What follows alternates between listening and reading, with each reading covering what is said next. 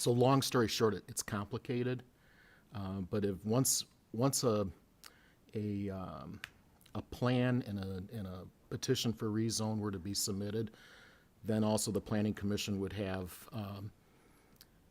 recommendation authority to approve a site plan. So that's where the site plan would be compared with an ordinance, and then that recommendation would go up the chain to be approved. And some back and forth. Director Hugh, do you have any more color to add to that? Thank you. No, I appreciate the question, and I just want to build on what you're saying.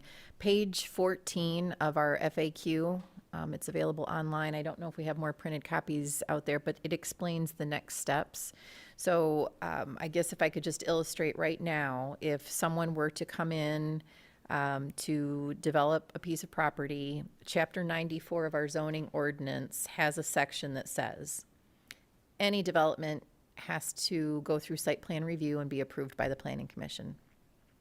That covers uses in our commercial districts. It covers uses in our M1 and M2 districts. What we just completed was a new section to Chapter 94 that will govern the parameters for a data center development. And to just sort of piggyback on what was requested, so that ordinance outlines, how big can it be, how tall, the lighting, kind of going through the details of that, just like we have for all of our other zoning districts and development standards.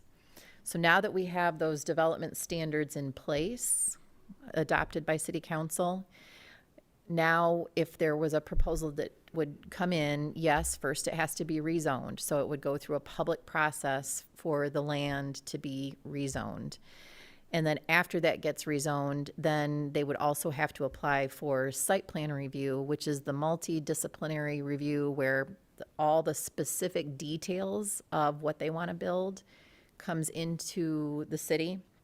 That plan will get circulated to all of our departments, DPW. It will get circulated to any agency that has jurisdiction over the property. So a lot of times it's the County Drain Commission. If it's near a county road, it would be County Road Commission, Eagle. All of those agencies get notified that we've received a site plan.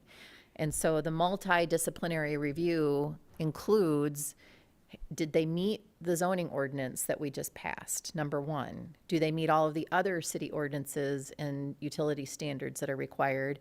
And number two, do they meet all of the other agency requirements of the state, the county? So that site plan review, all of that information and feedback then goes into a report that obviously you get in a packet. You receive a packet with a staff report and all of the plans attached.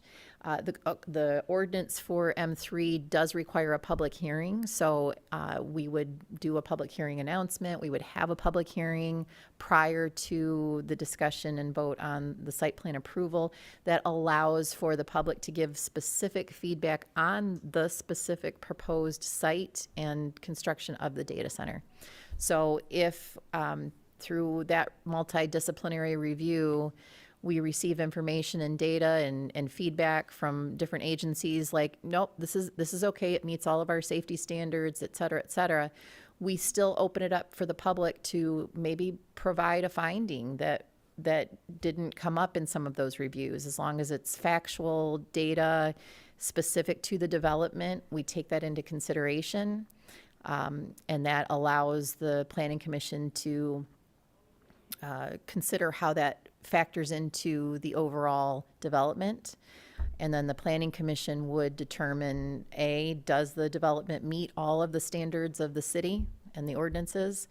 What is the feedback that's been received? Are there any concerns or conditions that need to be added to the plan approval? And but ultimately that final site plan approval decision does rest with the Planning Commission, but after it's already gone through all those other processes. So thank you. Anything else, commissioners? All right, I hope that answers everybody's questions in the audience. I thank you for coming.